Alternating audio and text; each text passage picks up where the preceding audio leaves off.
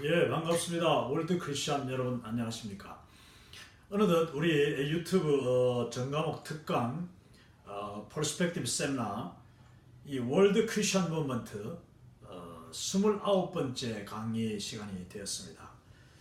오늘은 그 10과 첫 번째 시간으로 그들은 어떻게 들을 것인가, 이 복음을 전달하는 문제, 그리고 그 전달하는 과정에 있어서 그 문화적인 문제. 그래서 이제 이 십과가 사실은 그 문화적인 관점의 그 첫 시작이라고 할 수 있겠는데요. 구과에서도 이미 전략적인 관점과 더불어서 문화적인 면도 다루기 시작했습니다만은 이 십과가 본격적으로 문화적인 관점, cultural perspective를 이제 다루는 그 첫 시작이 되겠습니다.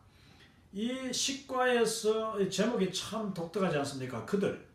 그들이라는 것은 아직 복음을 알지 못하는 분들, 전도의 대상자, 선교의 대상자들인데 그들이 과연 이 복음을 어떻게 들을 수 있겠는가? 그럼 우리 측면에서는 어떻게 하면은 그들이 잘 이해할 수 있도록, 그들이 복음을 잘 이해할 수 있도록, 그리고 받아들일 수 있도록 전달을 어떻게 할 것인가 하는, 그래서 이제 How shall they hear the gospel, 이런 내용이라고 말씀을 드릴 수 있습니다. 자, 이 내용의 이제 그 핵심 용어들을 일단 이 식과에서는 이제 아주 좀 전문적인, 이거는 이제 선교학적으로 보면은 그 선교적인 용어라고 할 수 있고, 또 세상 학문으로는 제가 그 대학원 과정에서 이 미국 대학원 시작할 때 처음 들은 과목이 이 anthropology, 그러니까 문화인류학이라고 해서 이 세상 사람들이 온갖 다른 그 문화를 어떻게 보고 어떻게 받아들이는가 하는 이제 그 문화인류학을 공부한 적이 있는데, 이 용어들이 바로 그 문화인류학과 또 이 선교학의 용어들이라고 할 수 있습니다. 여기서 이제 첫 번째, 문화란 뭔가? 문화라는 말을 우리가 많이 씁니다. 문화. 그 문화라는 말은 사실 이 일본 사람들이 번역한 그 culture라는 말에 일본 사람들이 번역한 용어지요. 우리 조선에는 옛날에는 이런 문화라는 말이 없었습니다. 문화. 근데 이제 그럴 문자에다가 될 화, 문명화, 뭐 문화 이런 뜻인데, 그 문화라는 말을 영어로는 이제 culture. 자, 여기 보니까 어떤 집단의 사람들이 공유하는 다소 통합된 믿음과 감정과 가치관의 체계, 그리고 그것들과 관련된 상징적인 행동, 또 유형과 행동의 유형과 결과를 일컬는다. 이거는 이제 폴 히버트라는 아주 유명한 이 문화인류학자이면서 선교사인 이 이제 우리 퍼스펙티브의 많은 분량을 차지하는 그 아티클도 쓰신 분입니다. 인디아에서 오랫동안 사역하신 분이죠. 이 폴 히버트 박사의 정의에 의해서 문화를 이렇게 정의를 낼 수 있다. 그러면 그 문화가 결국은 이제 세계관이라는 그 정신적인 지도에서부터 발산되고 표현되는 것이 이 문화라. 그럼 세계관이라는 것은 깊숙한 어떤 그 사람 개인보다도 어떤 집단, 그 사람이 속한 동일한 언어, 동일한 문화의 그 그룹의 사람들 마음 깊숙한 곳에 새겨져 있는, 이걸 이제 그 멘탈 애틀라스, 그러니까 정신적인 지도라고 하는데, 자, 그 세계관이 뭔가? 이걸 이제 다른 말로 영어로는 이제 월드뷰라고 하죠. 월드뷰. 세상을 보는 관점, 세상을 보는 눈. 자, 깊은 차원의 문화와 행동의 뿌리에 있는 정신적인 지도다. 이 세계관, 여기 대해서 우리가 앞으로 지금 공부를 할 겁니다. 이 아주 중요합니다. 근데 많은 분들이 이 세계관이라는 그 말은 뭐 그럴듯한데, 월드뷰, 도대체 그걸 설명을 어떻게 해야 되나, 그 부분은 또 아마 저도 사실은 한참 동안 이 세계관, 요즘 교회에 가면 대학부에 그 학생들이 이제 세계관에 대해서 배운다 하고 그 리더십 트레이닝에서 저도 많이 그걸 가르치고 했습니다만은, 사실 오랫동안 이 세계관에 대해서 실제로 여러 다른 문화와 다른 사람들, 그리고 그러다 보니까 이제 다른 세계관의 여러 그 양상들을 접하면서, 자, 오늘 세계관에 대해서 한번 실제적인 설명을 한번 해보도록 하겠습니다. 또 세 번째, 복음은 초문화적이다. 초문화적이라는 말은, 이것은 복음은 문화를 뛰어넘는 것이다. 문화 그 이상의 것이다.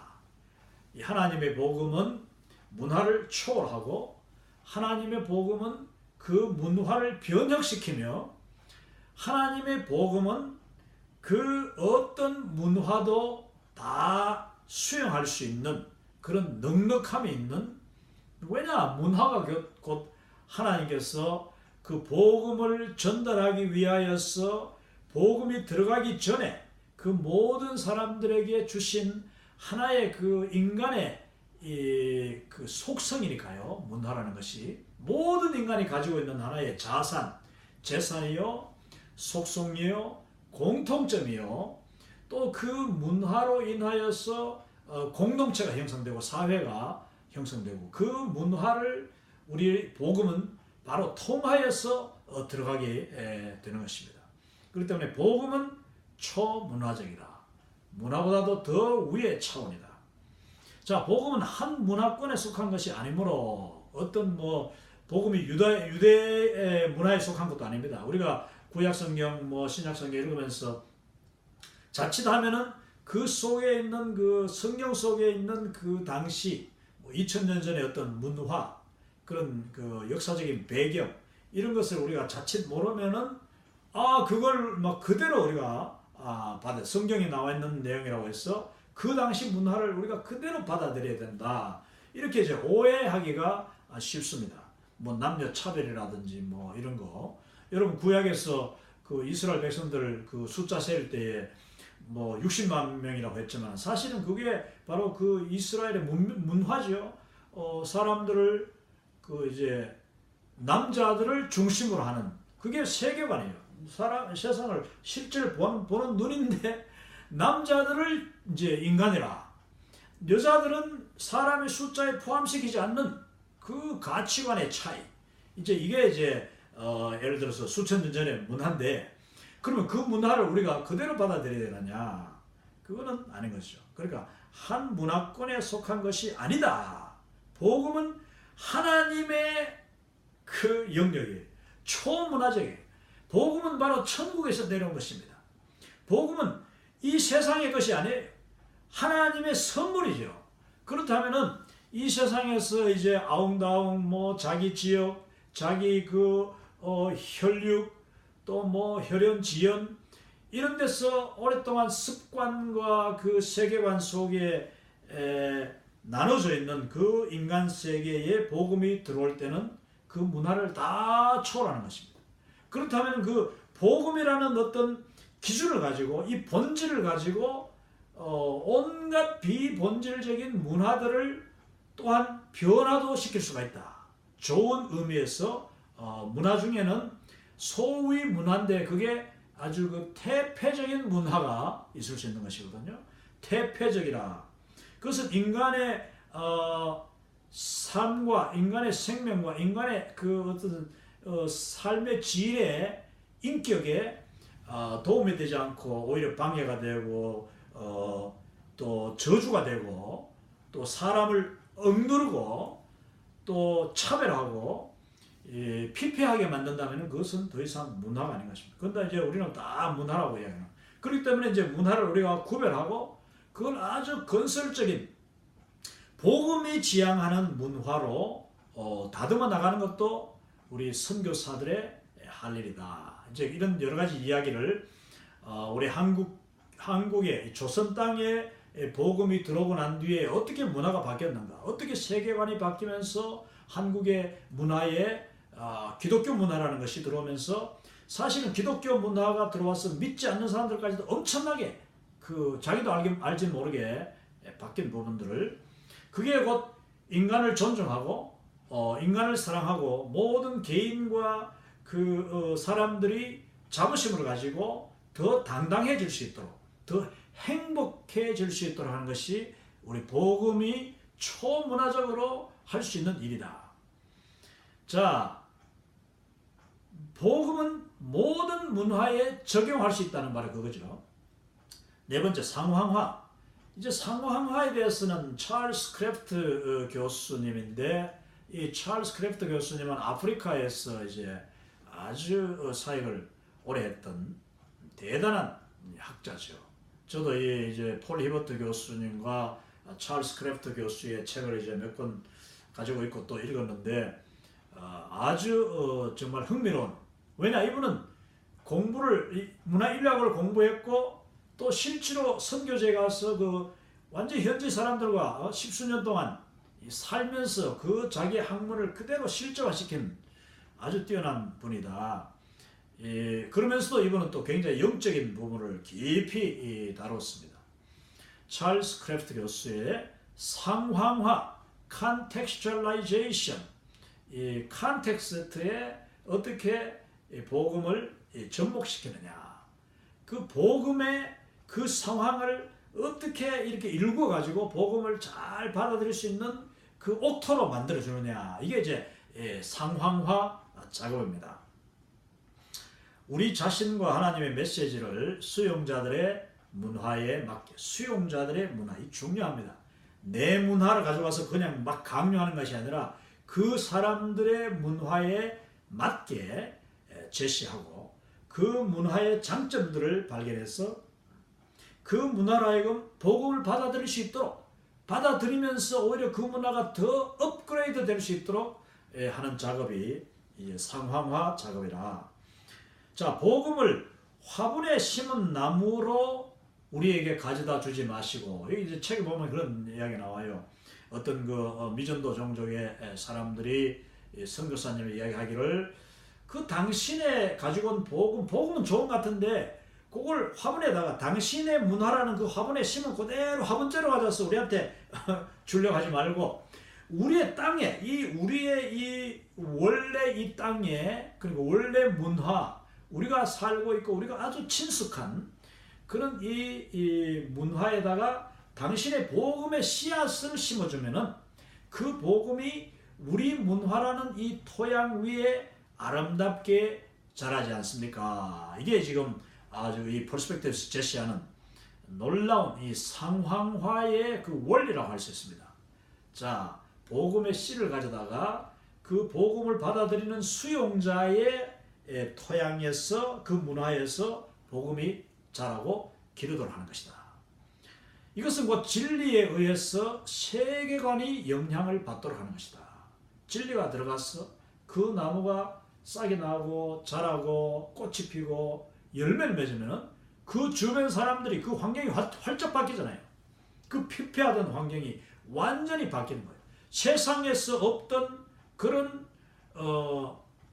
문화, 그리고 복음이 가져다 주는 문화니까, 이것은 곧 천국의 문화니까, 천국 공동체의 삶이요, 그 즐거움과 기쁨과 보람이 이제 사람들에게 스며들면서 그 땅을 바꾸고 그 지경을 바꾸고 그들의 병을 고치고 그들의 마음밭을 다 새롭게, 그래서 세계관이 완전히 바뀌어지는, 이거 복음이 할 수 있는 일인데, 요거를 잘못하면은 그 복음이 그냥 내리지도 못하고 죽어요.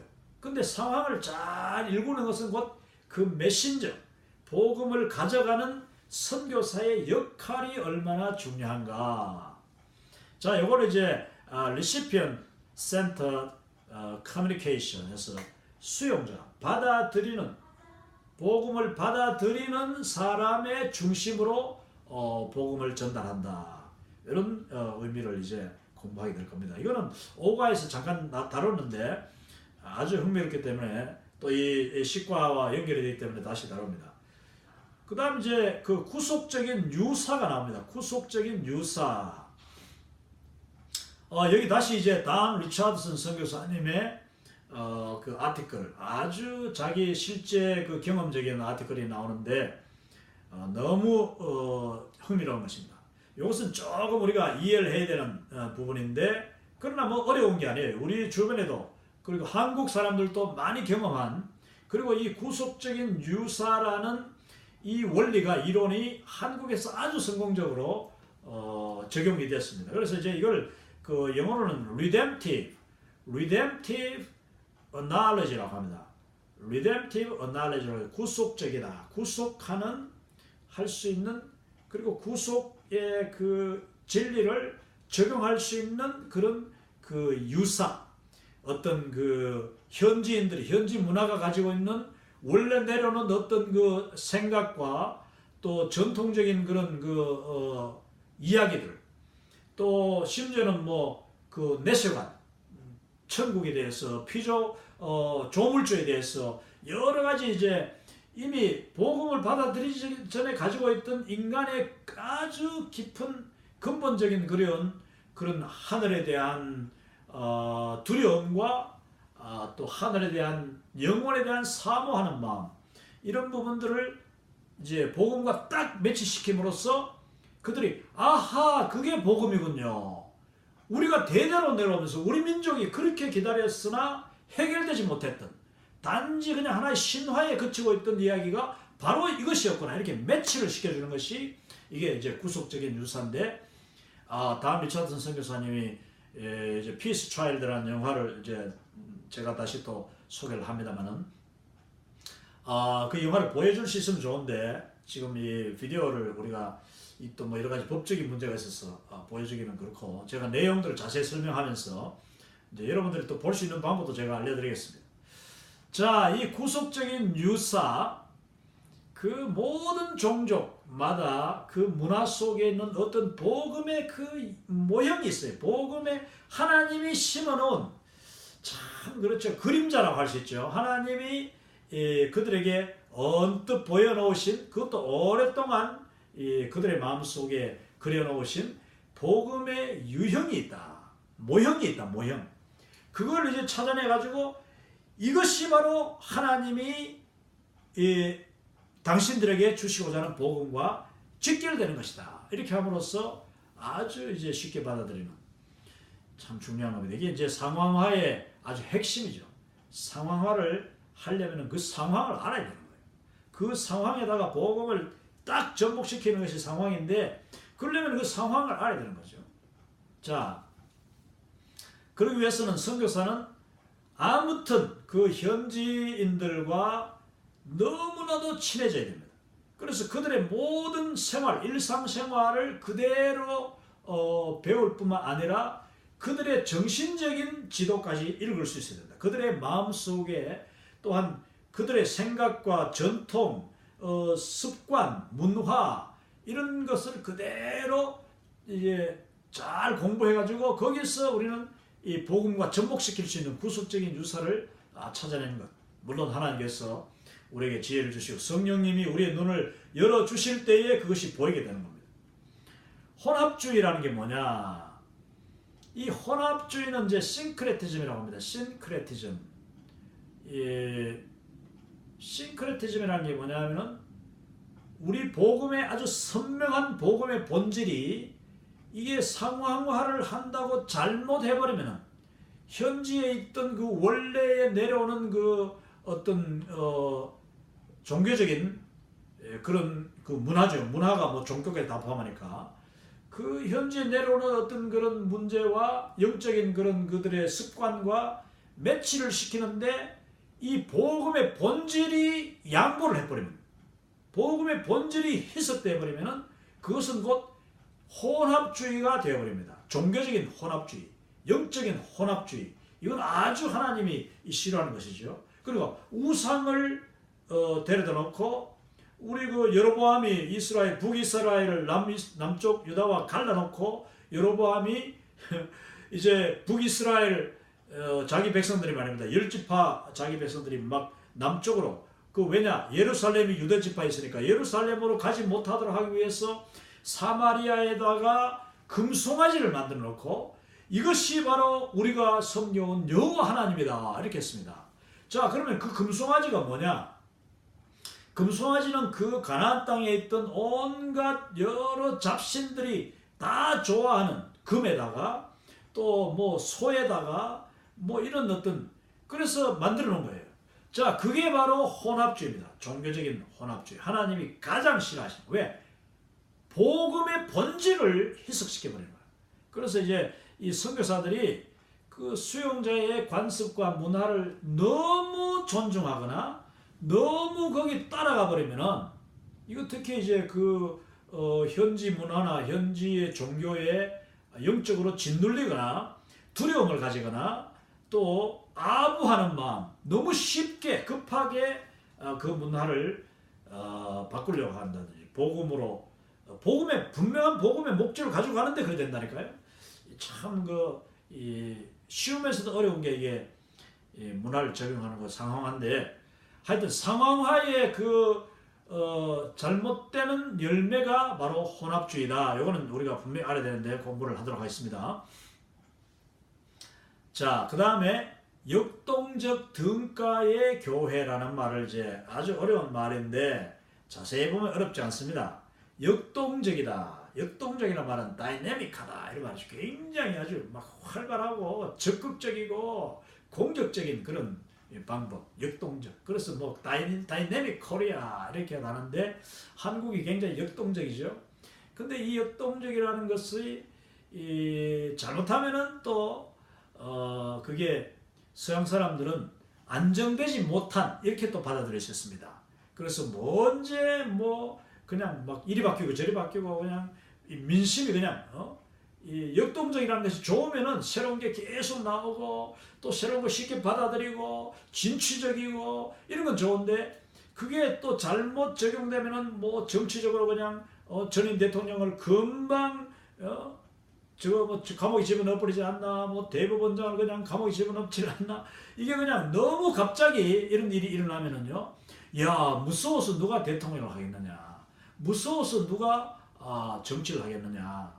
물론 그 정치인 그들이 자신이 근본적으로 소양이 갖춰지고 윤리적인 그런 게 특히 정치적인 윤리, 뭐 꼭 종교적인 윤리까지 안 되더라도 정치인들이 최소한의 어떤 그 국민들과 약속, 그걸 이제 자기 자신이 양심을 가지고 지켜야 돼. 그거는 뭐 당장 이루어집니까? 아무리 공부를 많이 하고 박사학위를 나오고 뭐 서울의 좋은 대학을 나와서 아주 고관 대작을 다 거친들 근본적으로 그 사람의 세계관, 그 사람의 그 어떤 사람들을 보는 눈, 나라를 향한 그런 그 어떤 마음, 이것 잘못되어 있으면요 한마디로 복음적인 게 들어가 있지 않으면 오늘 많은 한국에서 이 감옥 들어가는 그런 지도자들이 사실은 크리스찬이라고 하는 사람들입니다.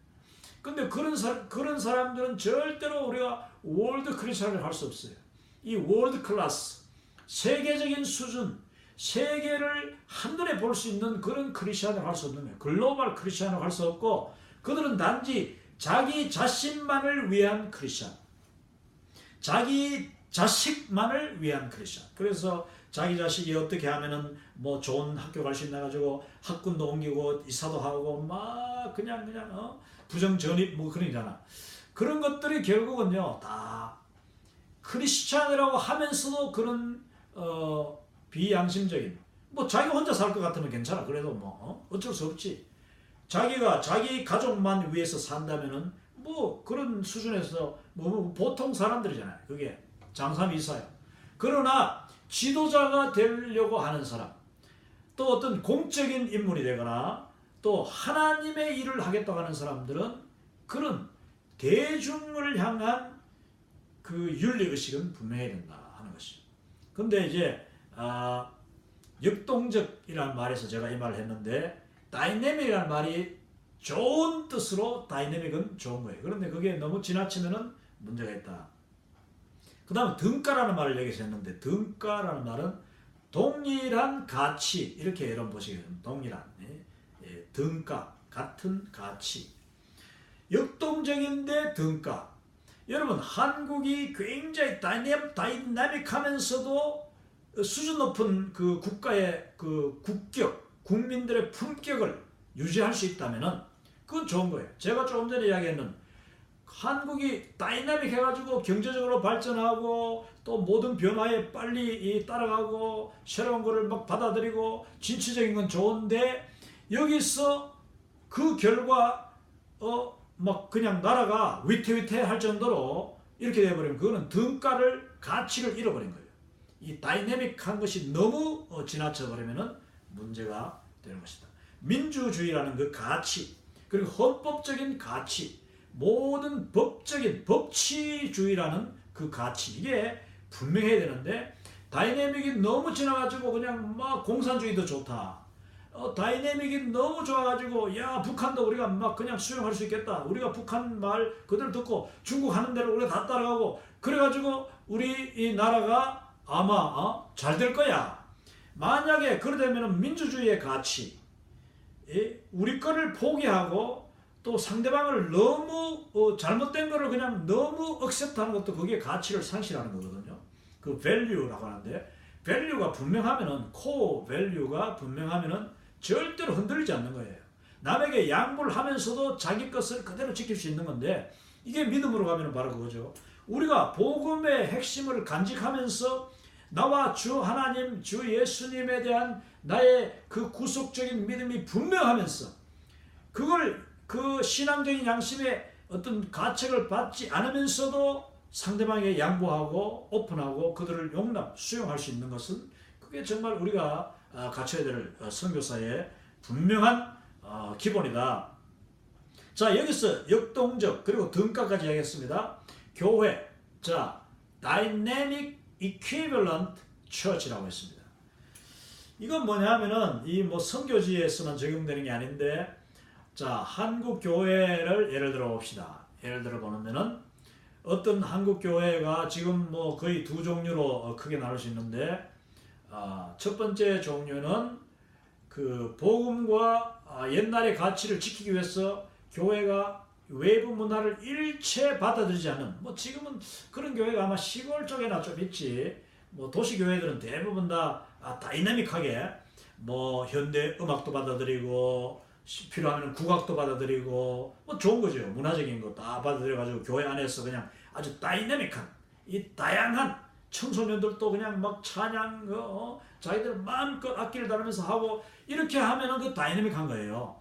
그런데 많은 이제 옛날의 교회들이 보면은 아예 기타도 가져오지 못하고 드럼도 예배 안에서 치지 못하고 심지어는 뭐 지금도 미국에 보면 미국은 한국보다 오히려 더 보수적인 교회가 많습니다. 제가 호주에도 가서 그런 교회를 발견했고 네덜란드 뭐 이런 데 가면은 굉장히 보수적인 그런 선진국 가운데 교회들이 너무 보수적이어서 다이내믹한 게 전혀 없어요.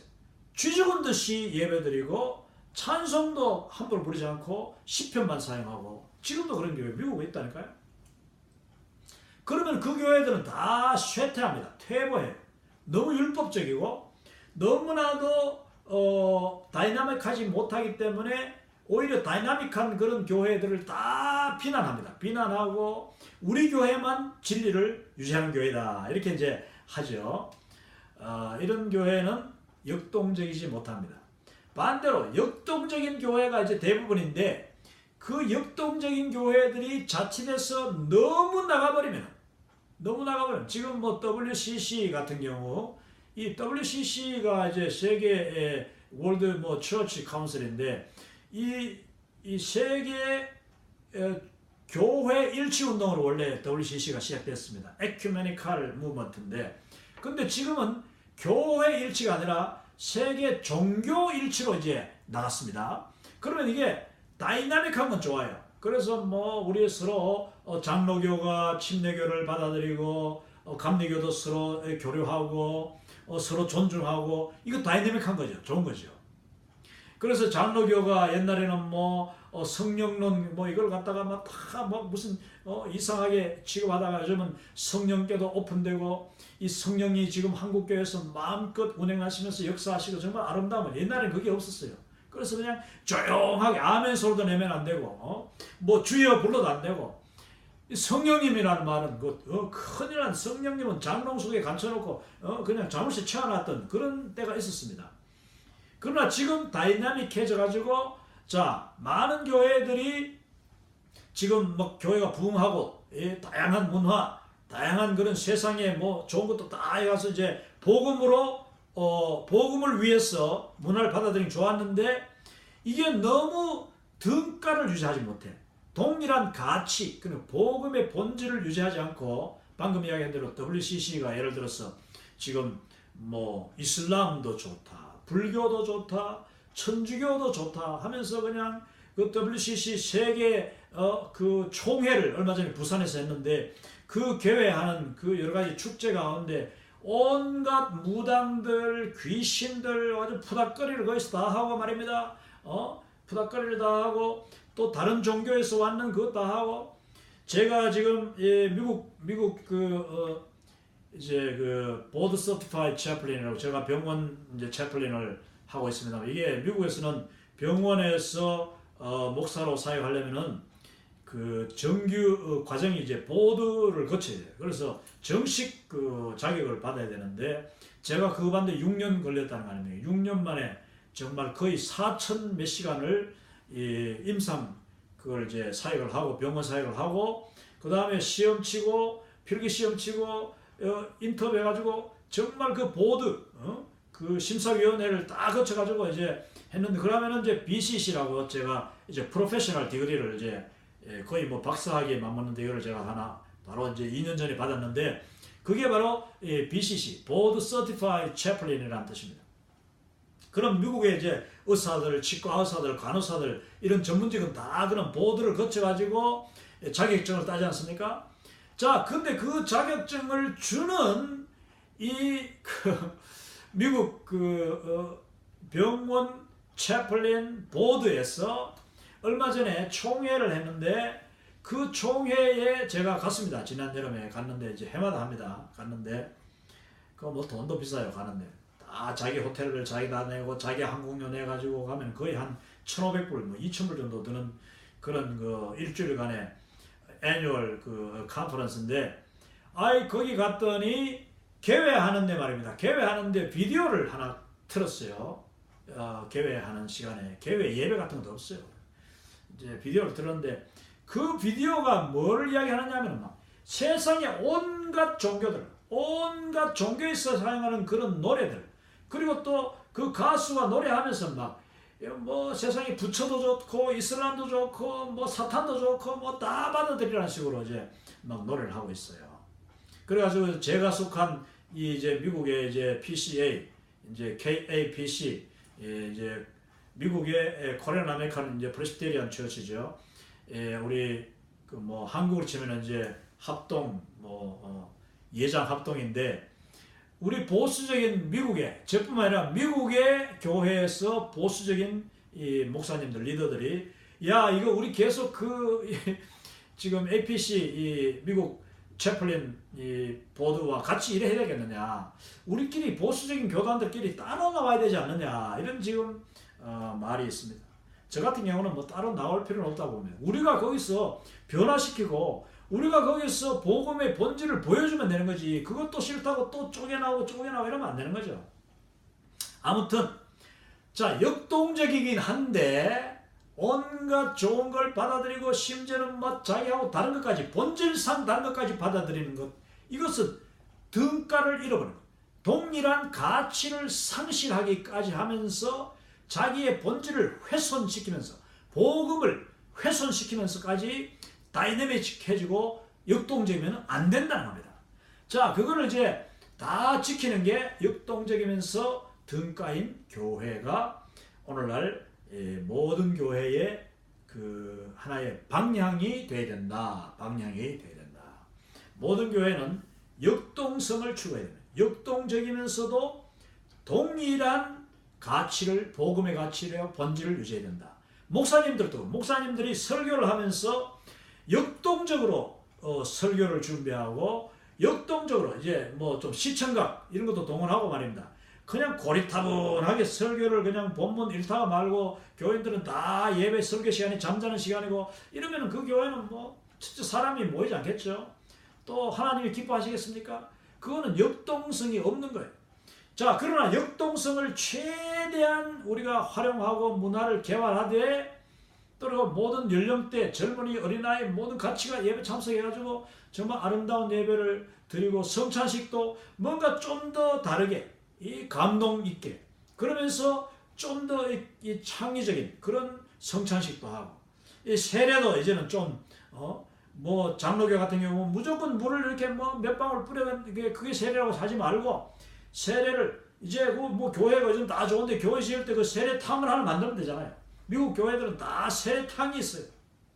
지난주에도 저희들이 나가는 이 맥스 루케이도 목사님의 담임하는 이 교회 오케일스 처치 이제 예배를 갔는데 뭐 사전에 뭐 큰 광고도 없었어요.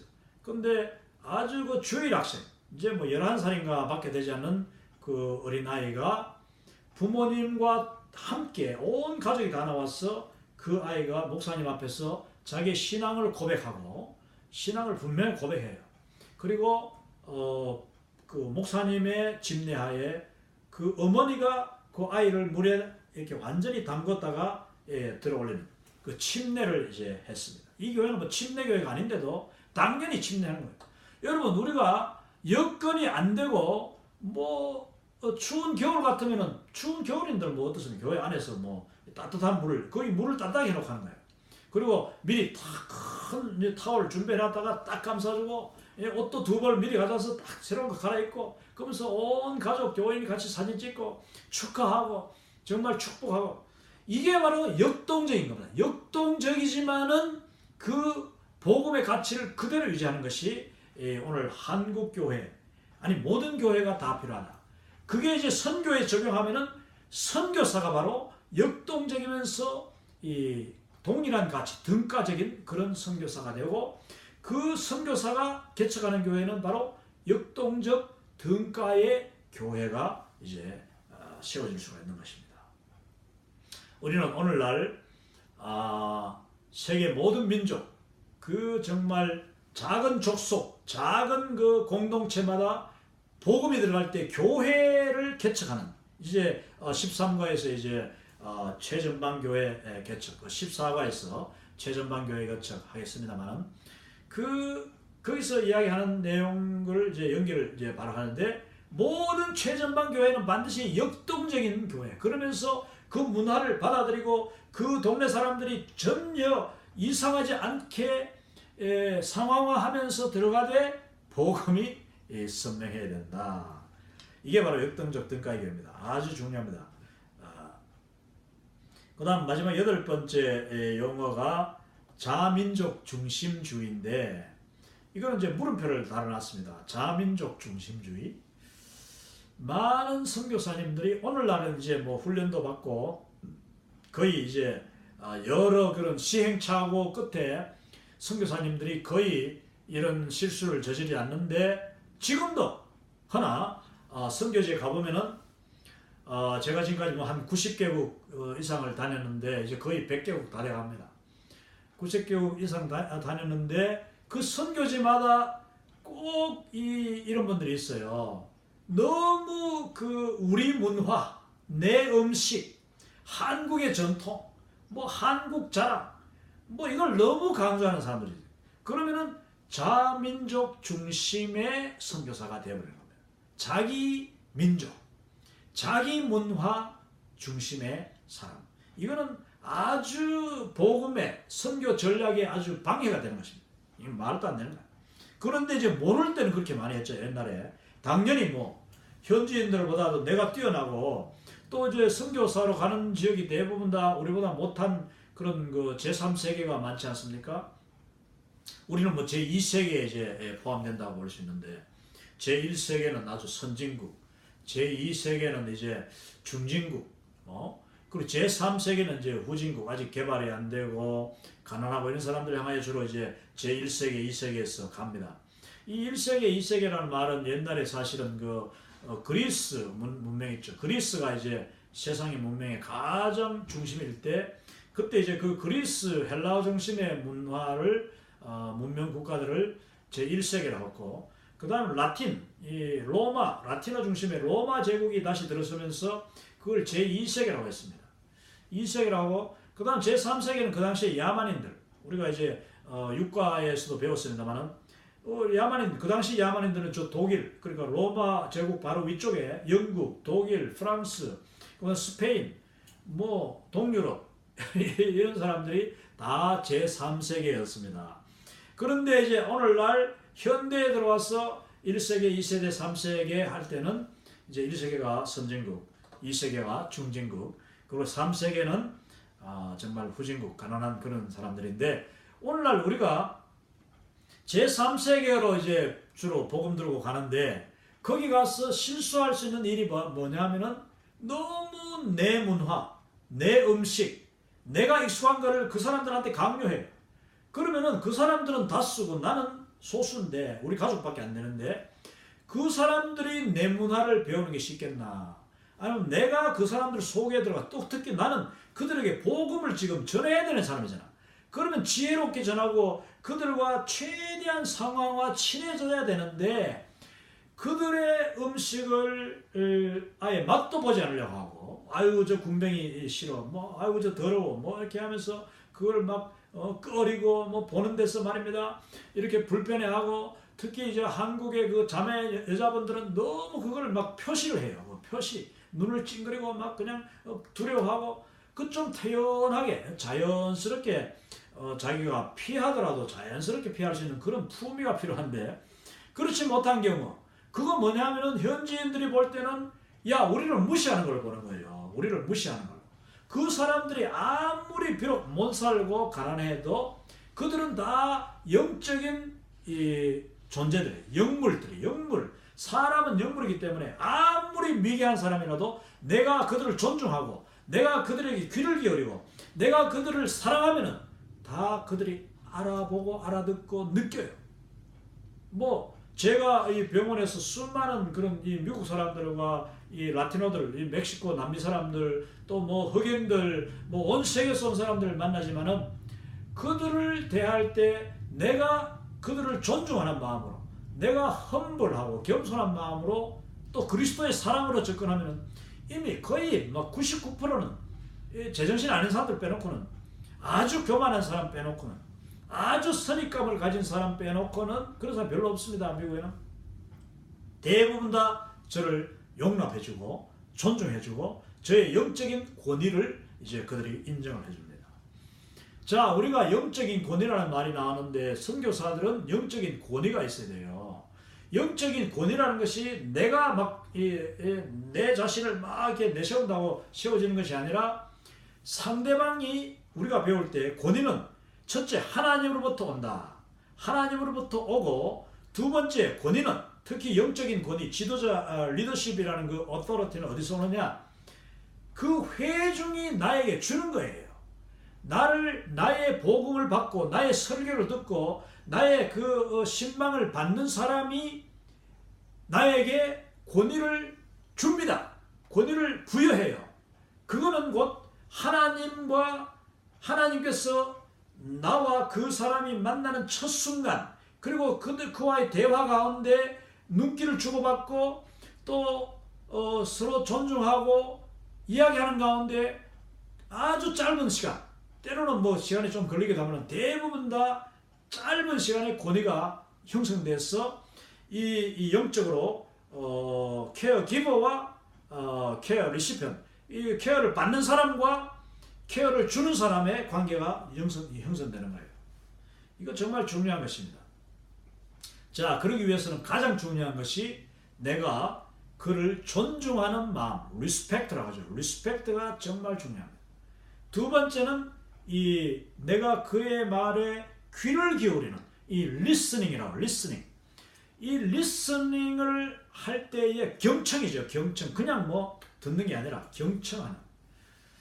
근데 이제 제가 이 병원 사역자, 이 아픈 사람들을 주로 찾아가서 케어하고 상담하고 그들을 위해서 기도해주고 축복하는 그런 이제 사역인데 이 채플린 훈련에 있어서 가장 기본 처음과 끝이 뭐냐면은 그 리스너가 되라. 훌륭한 리스너, 경청하는 사람이 되라. 두 번째는 러너가 되라.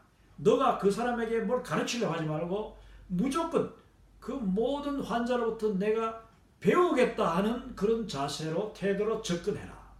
그러면은 사람들은 자기의 이야기를 털어놓기 시작한다.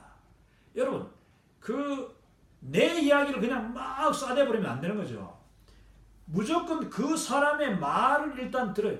내 말을 들어주는 사람에게 나는 마음을 엽니다. 이게 보편적인 사람의 그 마음이에요.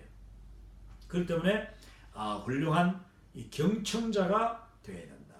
그런데 이 자민족 중심이라는 게 뭐냐면 내 중심이라. 그래서 막 내 이야기를 들어봐라, 내 음식을 먹어봐라, 내 문화를 이렇게 한다. 계속 자기 자랑하고, 또 많은 우리 나이 드신 분들이 주로 보면은 자기 자식 자랑을 너무 합니다. 자기 자식 자랑을. 저는 거의 자식 이야기를 하지 않습니다. 그렇다고 자식 뭐 자랑할 게 없어서가 아니라 자랑할 게 너무 많지만 하지 않아요. 왜냐? 그 자식 자랑을 내가 하기보다는 그 사람의 이야기를 들어주는 거예요. 그 사람의 그 자녀에게 관심을 기울인다. 아니면은 자녀 이야기를 사실 잘 묻지도 않아요. 왜냐? 자녀가 없는 사람들이 사실 생각보다 많고, 또 그 자녀가 불행한 일을 당했거나 또 자녀로 말미암아 참 마음 아파한 사람들이 의외로 많거든요. 그렇기 때문에 그거를 들어주면은 자기가 이야기할 때는 물론 자식의 뭐 비극, 아픈 문제, 상처 이런 문제를 이야기를 하면 무조건 들어줘야 되죠. 더더군다나 그때는 내 자식 자랑하면 안 되는 거예요. 그러나 그 자녀가 없는 사람이라든지 자녀를 생각할 때마다 가슴이 비통해진 사람이 있는데 그 사람의 이야기를 들어주지도 않을 뿐더러 내 자식 이야기부터 막 자랑을 한다든지, 정말 어떤 분들은 지나친 분들 많죠. 만날 때마다 막 그 자식 업데이트부터 하는 사람이 있습니다. 그러면서 자기 자식 이야기를 1시간 동안 하고 내 자식 이야기는 한마디도 물어보지 않는 것. 나도 자식 있는 걸 알면서도 안 물어보잖아. 그거는 참 아주 대화에 있어서 기본 안 되는 거죠. 근데 많은 분들이 그 목사님이에요. 선교사님이에요. 또 많은 분들이 교회에 이제 뭐 우리가 만난 사람들이 교회 지도자 많잖아. 근데 그런 분들이 그런 경우가 많더라고요. 여러분, 자민족 중심도 바로 그겁니다. 그 사람의 말, 그들의 그 동네 이야기, 그들의 자녀 이야기, 그들의 문화 이야기에 얼마나 궁금한 게 많습니다. 그리고 우리가 질문하면 좋은 질문, 그것도 그 사람들이 자랑스러워할 만한 그런 질문.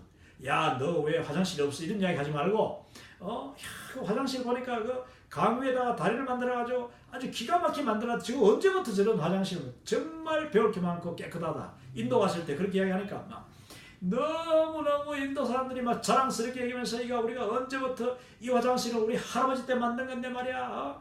어떻게 해가지고 홍수가 날 때는 또 어떻게 하고 막 이런 그 모든 그 사연에 얽힌 사연이 있는 거죠. 그거를 자랑스럽게 이야기할 수 있도록 이야기를 끄집어내줄 수 있는 사람이 훌륭한 리스너입니다. 그러니까 질문을 할 때도 이제 그 질문이 이제 닫힌 질문, 이 클로즈 퀘스천에서 막 그냥 yes, no, 예, 아니요 이렇게 할 수 있는 말만 뜨지 말고 오픈 퀘스천에 내가 열린 질문을 한다는 것은 그 사람이 이야기할 수 있는 거리를 주는 거예요. 기회를 주는 거죠. 화제를 만들어주는 거예요. 그러면 그 사람이 막 자랑스럽게 이야기할 수 있도록. 이게 참 중요합니다.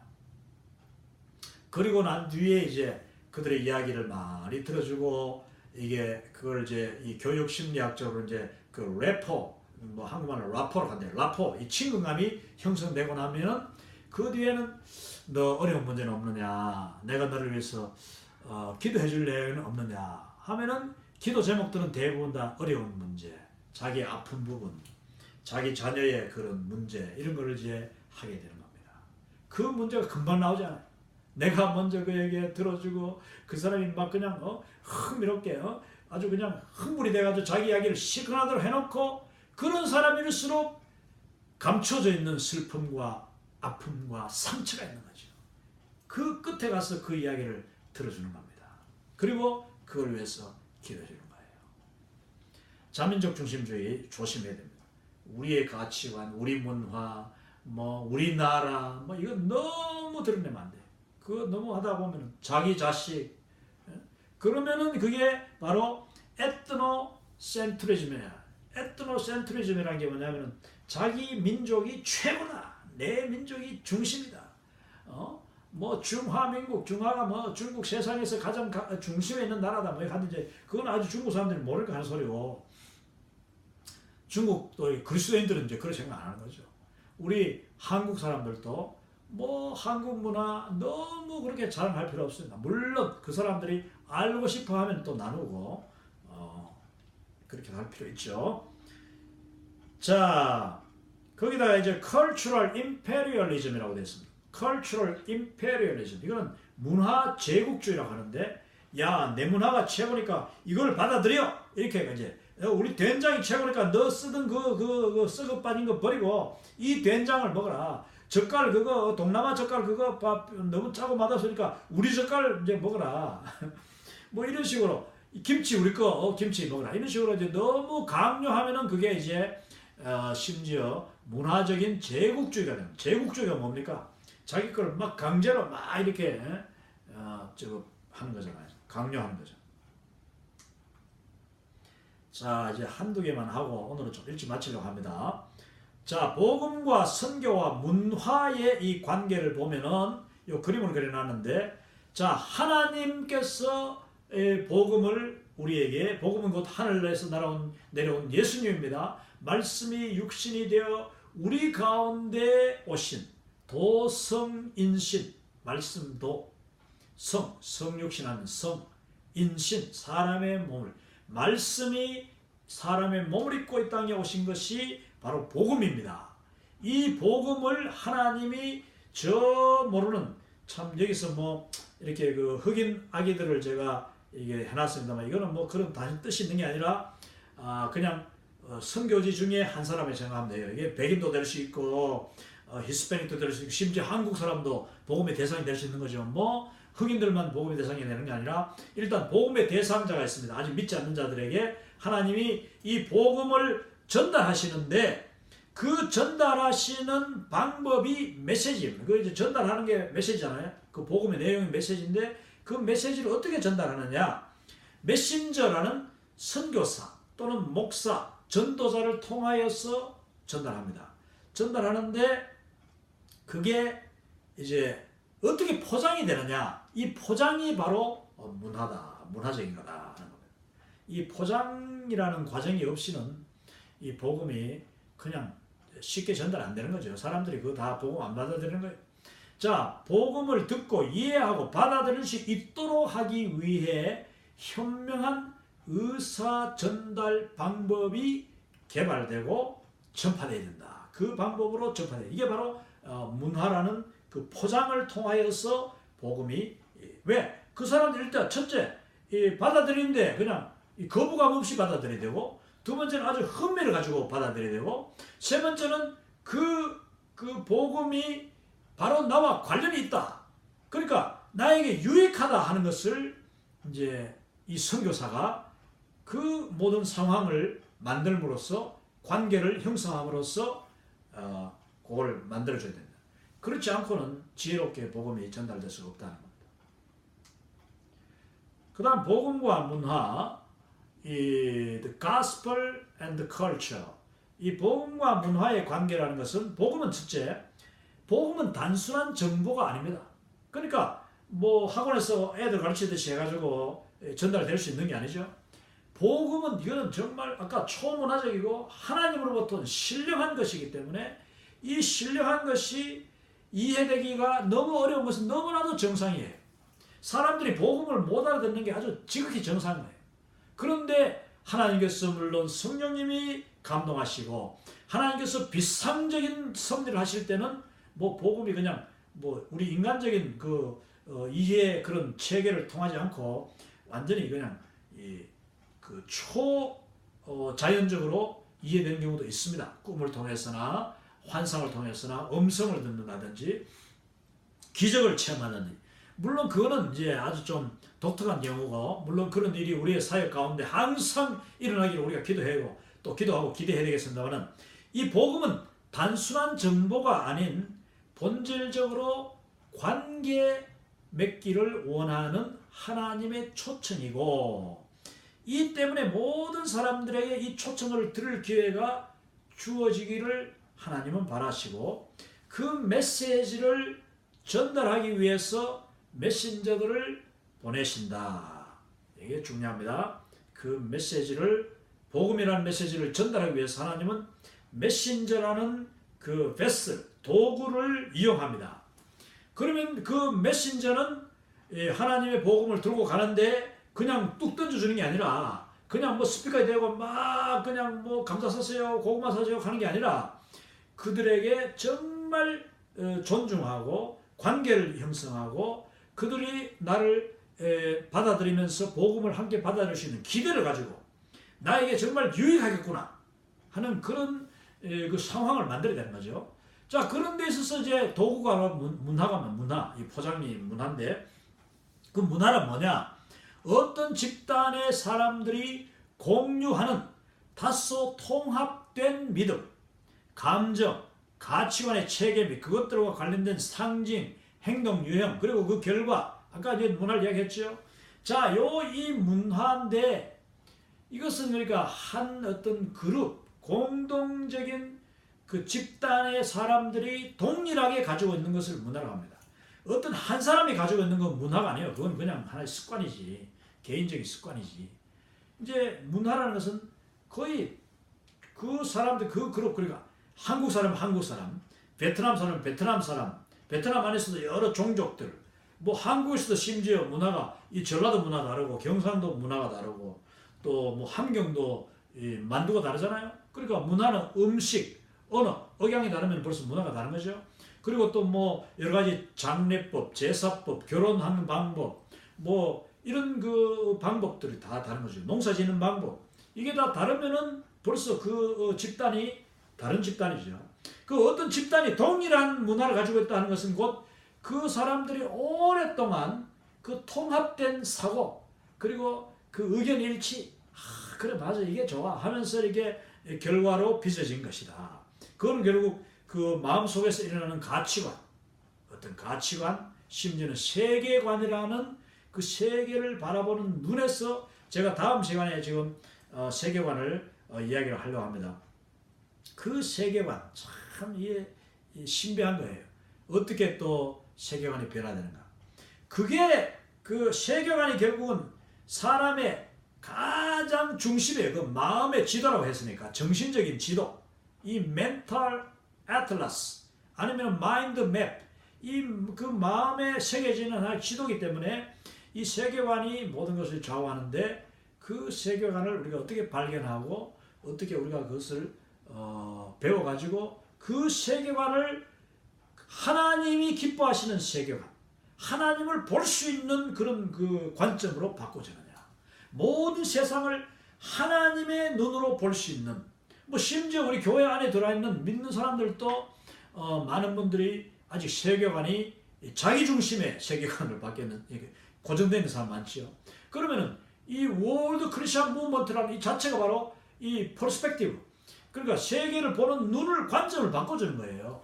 그래서 이제 글로벌 크리스천이 된다는 것은 곧 이 세계관이 이 보통 그냥 지역 그리스도인의 세계관에서부터 훨씬 더 넓어지고 훨씬 더 하나님의 그 관점에 가까워진다는 그런 의미입니다. 세계관은 굉장히 단계가 있는 거예요. 변화가 일어날 수 있는 것이고, 또 세계관은 우리 모든 행동의 그 근거가 되는 것이다 하는 것을 이제 말씀드리는데, 그 문화가 바로 그 세계관의 표출이다, 드러나는 것이 문화다. 그래서 인사하는 방법, 뭐 이렇게 인사하는 거, 뭐 이렇게 인사하는 거, 고개를 숙이는 거, 허깅하는 거, 코를 맞대는 거, 뭐 뺨을 맞대는 방법, 참 인사도 별별 인사가 많죠. 자, 식사하는 방법, 손으로 먹는 방법, 뭐 요즘 손으로 먹는 거 많습니다. 또 수저로 먹는, 젓가락 먹는 거는 뭐 우리 아시아 문화죠. 이 서양 사람들은 젓가락 먹는 게 그렇게 힘든다고 하잖아요. 또 주거 사는 것도 이제 저희 집에도 뭐 카펫이 있습니다. 한국은 카펫이 별로 없잖아요. 온돌방 그냥 뭐 바닥에 들어놓고 하죠. 여기는 뭐 신발 신고 많이 들어가는데, 우리는 물론 이 미국에 사는 한국 사람들은 대부분 다 신발을 벗고 들어옵니다. 그래서 이제 우리 집에 들어올 때 미국 친구들 이게 그런 사람들이 아이고 이 집에는 참 신발을 벗어야지 하면서 이제 신발을 벗고 뭐 때로는 신발을 깨끗하면 그냥 신고 들어오는 우리가 가고 나면 또 청소하지 물론. 이런 이제 그 주거 뭐 온돌방에 사느냐 침대에 사느냐 이 다 다른 거죠. 언어와 예술, 관습, 결혼 문제, 장래 문제, 성인식, 뭐 약혼식, 또 청혼하는 방법 이거 다 이게 좀 그러죠. 또 종교생활, 종교가 결국은 문화의 또 중요한 근거를 그리고 세계관을 형성하는 데 중요한 거니까 이렇게 하고 오늘은 여기까지 공부하고 다음에 이제 배울 게 바로 이제 세계관을 중심으로 해서 이제 문화의 여러 차원들, 세계관이 가장 깊숙한 것이 있다면 그 다음에 믿음과 감정과 가치관이 그 주변을 싸고 그 다음에 그 결과로 행동이 이제 드러나는데 그 사람의 행동과 그 말에 이렇게 그 사람 문화의 깊숙이 이 문화의 뿌리가 뭐냐? 저 사람이 행동하는 그 근거가 뭔가? 이걸 들어가 보면은 이제 세계관이 나오는데 저 부분에 대해서는 다음 시간에 한 번 더 하면 이제 식과가 마치게 됩니다. 그렇게 공부하도록 하겠습니다. 여러분 감사합니다. 이 식과 그들은 어떻게 될 것인가? 항상 우리가 복음 들고 나가는 자 반드시 선교사가 아니더라도 내 이웃 뭐 심지어는 나의 가족, 나의 시어머니, 나의 그 장인어른 그들에게 복음을 전할 때도 그분이 어떻게 들을 것이냐 내가 전하는 게 중요한 게 아니고 그분이 어떻게 하면은 이 내가 전할 이 복음의 진리를 받아들이고 마음을 열고 또 나를 이렇게 영접할 것이냐 그래서 결국 내가 전하는 예수님을 영접할 것이냐 이거는 아주 중요한 거예요. 자 그들이 어떻게 들을 것이냐 그들이 나를 어떻게 볼 것이냐 그들이 그러면 내 쪽에서는 내가 어떻게 접근하면 좋을까 내가 그를 어떻게 상대하고 어떻게 대해야 되느냐 그를 뭐 함부로 대해야 되느냐 존중해야 되느냐 내가 겸손하게 듣는 자의 자세로 나가야 되느냐 처음부터 그냥 내 말만 할 것이냐 아니면 그분의 말을 귀 기울여 듣는데 먼저 나의 초점을 맞출 것인가 이런 여러 가지 아주 기초적이지만은 이 문화의 가장 기본적인 단계가 식과인데 식과의 내용들을 일반 1차적으로 공부했습니다. 그러면 이제 식과 두 번째 강의 그리고 전체적으로 제 30강에서 여러분을 다시 만나도록 하겠습니다. 감사합니다. 할렐루야.